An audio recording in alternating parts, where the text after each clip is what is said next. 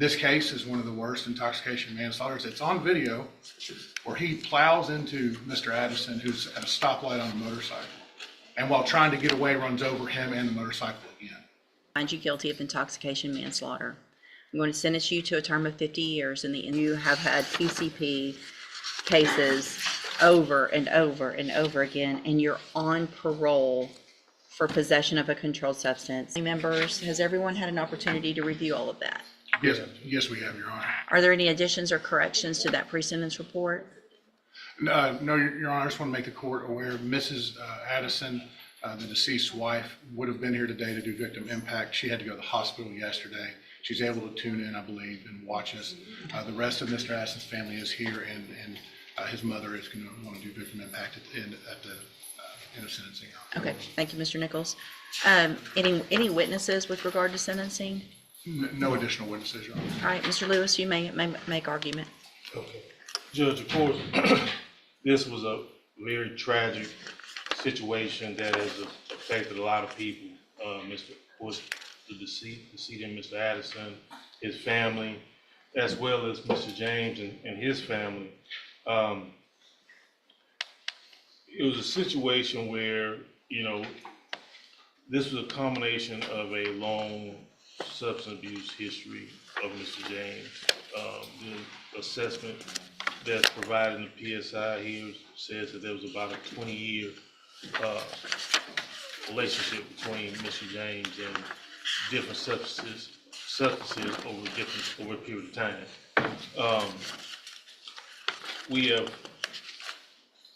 The one thing I can say is that once Mr. James went through this situation with this accident, he has been doing everything he can to try to better himself. He has got his high school diploma. He's was baptized and has definitely changed his ways and going to his faith and continuing in that regard. He's also got some different certifications that he was able to receive dealing with OSHA. I think it was Men's University, things of that nature to try to better himself, Judge. Now, it's no secret he does have a long criminal history. That even included dealing with PCP, which is the same substance that was involved in this accident. And as well as, other serious offenses. I do want to address something as far as, I know there's some situations here dealing with the jail instances, and I know how the court proceeds or looks at the situation here dealing with those. Mr. James, if you look at these situations, majority of them did come from situations involving him and other inmates, as far as any type of fight or anything like that, which unfortunately some things he can't avoid. But as far as anything dealing with being disrespectful or anything towards jail employees or things of that nature, there's one situation I think that they were talking about that it wasn't an actual write-up, but it was notated. He has been a trustee over there for a period of time at the jail as well. Now, I do want to point out that, of course, some of those situations that Mr. James was able to do to better himself, of course, could definitely increase his earning potential as far as what he has as far as his job situation. He does have significant family support. His brother is here today in the courtroom, who in any way is there to try to help him, including helping secure employment. My understanding is the plan, once he is able to be released, is for him to be moved to Houston, Harris County area, to be close to his brother, to help him with everything over there. Now, PSI did have a recommendation for his different vehicles that support that's available to him through the probation department. What I will say is that everything that has been recommended, he definitely needs and will be better for him. We are not, and ourselves are not asking for a specific number or anything like that. We just want him to be able to, of course, make amends for this situation as much as possible, which could include, some of the restitution there. I think is the amount is over $100,000 for his restitution there to the family. Now, like I said, he has made a plan to try to better himself. He has a family that supports him. He is doing everything he can. He understands that this was a tragic accident, but one he was definitely responsible for. And what we're asking for is as much leniency as possible from the court, for him to be able to move forward with the situation, be able to make amends as much as possible.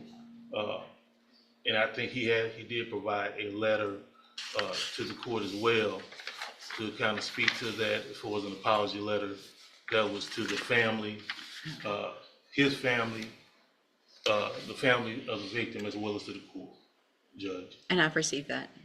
And so that's what we're asking for today, Judge, is for everything to be considered. We understand this is, you can't bring that person back. You can't just go back to make amends with Mr. Addison, but he wants to try to make as much of amends he can to society and do better going forward, Judge. Thank you, Mr. Lewis. Mr. Nichols. Your Honor, I think any consideration to Mr. James's due was given when he got a 50-year cap. I have no hesitation asking the court to exercise the full 50 years.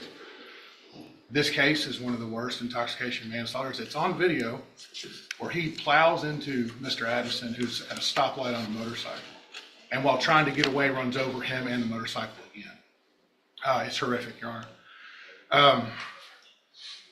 What is also just inconceivable to me is that a man who's on parole for several possessions of phencyclidine, PCP, finds himself behind the wheel on PCP again. And this time it ends in the death of somebody.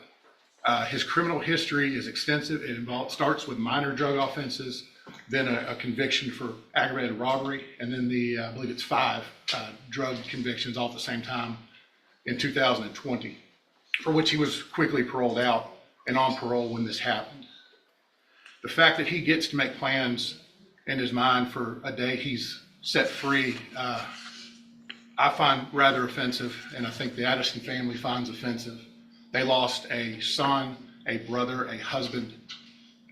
There's nothing we can do in this courtroom makes that better. And sometimes the justice system is a poor substitute for what people lost. I think the best we can do at this point is this man spend 50 years in prison where he cannot hurt anybody else due to his own selfish decisions, and continued use of substances. It's in the pre-sentence report. He minimizes his own addiction, his own dependency. He even claimed he did not know how he could have gotten PCP in his system the day this happened, that maybe he touched a bottle and it transferred through his skin. And I find that reprehensible, Your Honor. And that's why I'm asking the court for that full 50 years. All right, thank you.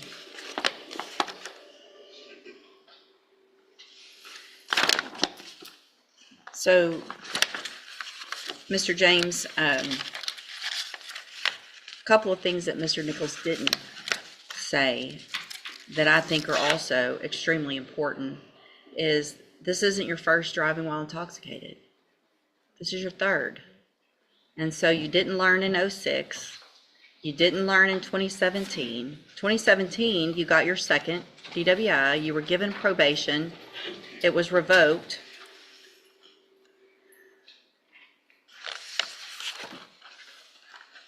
I appreciate that you entered a plea of guilty, because for myself and for the family, I'm glad we didn't have to see what it looks like this would look like on a video, because it is just horrible. And the fact that you are truly saying that you think you touched something and got PCP when you have had PCP cases over and over and over again, and you're on parole for possession of a controlled substance and you kill someone.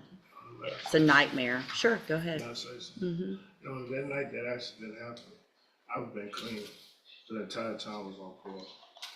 Okay, I stopped off at a friend's house to give him some advice about what he was doing. And during that time, I did contact a bottle of his. You know, I was not high at that time at all. It was in your I would take- system. Yes, ma'am. If you know how I fight.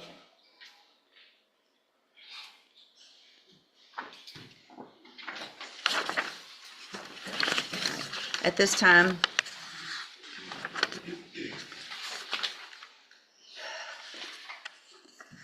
based on your history, based on the nature of this offense, I'm going to find that you entered your plea of guilty freely and voluntarily. I'm going to find sufficient evidence to find you guilty, and at this time find you guilty of intoxication manslaughter. I'm going to sentence you to a term of 50 years in the institutional division of the Texas Department of Correction. There will be a deadly weapon finding based on the indictment alleges a deadly weapon. You will receive credit on this sentence for any time that you've been in custody that the law gives you the right to receive. I'm going to hand you the trial court certification that shows this was an agreement and I followed it, and so you've waived your right to appeal. I have also handed you a written admonishment regarding your ineligibility to possess a firearm or ammunition. Because of the judgment entered against you, you're ineligible under Texas law to possess a firearm or ammunition.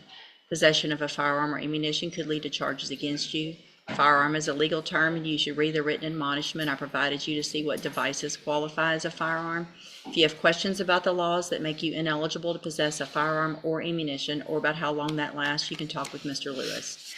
There's really so many other things I could say about how horrible this is, and rarely am I out of words, but I really don't have the words to say what a tragic circumstances based on your behavior this led to.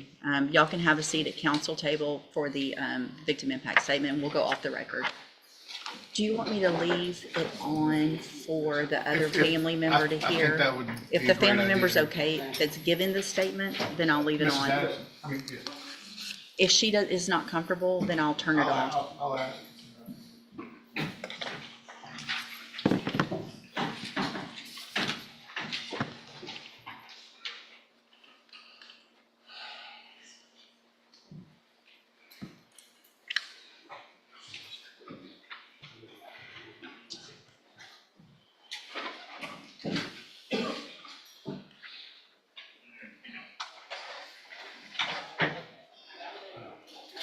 Judge asked me, normally we would turn the YouTube off. Do you want us to leave it on so Monica can follow?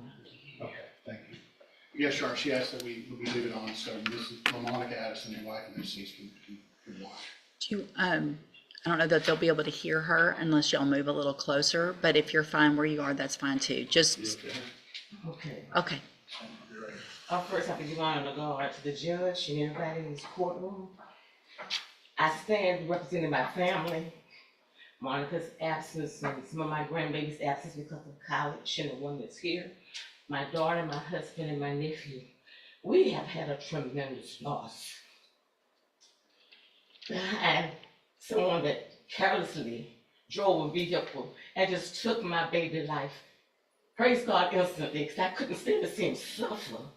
But after vacation, enjoying him that same day, speaking to him 3 times before he left, and then a phone call come.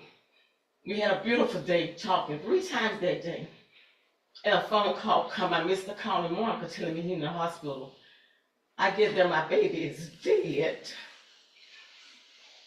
My firstborn, very close family. We did our anniversary dinner together, his wife and I. We had a day separation anniversary. We had lunches together for our anniversaries, backyard picnics, birthday celebrations, our grandbabies, his grandbabies.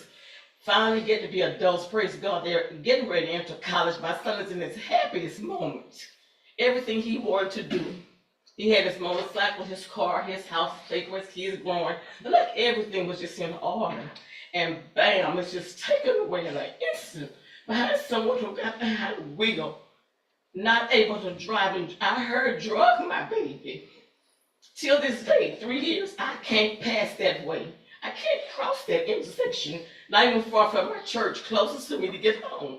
I can't make myself drive that way. And I wake up out of my sleep crying. That's crazy. Because of a death taken too soon, behind something like drinking or drugs. Why?